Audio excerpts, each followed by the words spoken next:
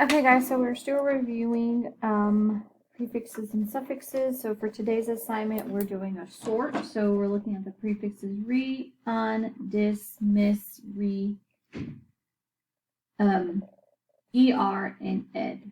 Okay, so you have a word bank at the bottom. So let's look at our words. They are rejoined, unassisted, misbehave, bicycler, enjoy, reconsider, disable, enjoyed, unaware, unable, disliked, uncooked. Okay, so you are going to find if it is a word that has a prefix, it's going to go in this column.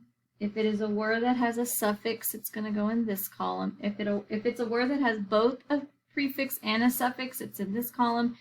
And if it doesn't have a prefix or a suffix, it goes in this column. So, guys, let's look at the word. Let's look at the word disabled. And what I'm going to do is I'm going to write that on a sticky note because I want you to look at this. Because if I write the word disabled, so I have D-I-S and then A-B-L-D. So it looks, so we know that it has a prefix, dis. So if I were to take dis away, I would have abled. He was able to do the work. Okay, now, look what happens. It looks like it does have a suffix, but watch this. If I have the word able, and I take away ed, I have, that's not a word. Okay, so it only has a prefix. So some of the words may look like it has a prefix and suffix, but you got to remember that if you take away the prefix and the suffix, it still has to be a word that can stand alone. It has a meaning to it. So disabled would be, it would go under prefix.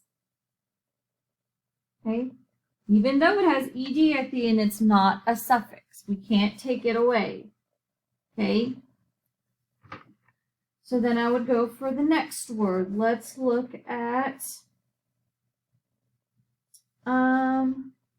unable. Let's look at unable. And remember, we're only looking for these prefixes. So I have unable. So if I take away the prefix, I'm left with able. That means you're able to do something. So that means that it has a prefix un. Now able is a suffix, but in this word it is not. Okay, because if I take away able, un, that's not a word, that's a prefix. Okay, so unable. Okay, so go ahead and you're going to be doing the rest. So you're looking at your words and you're sorting them into the correct column.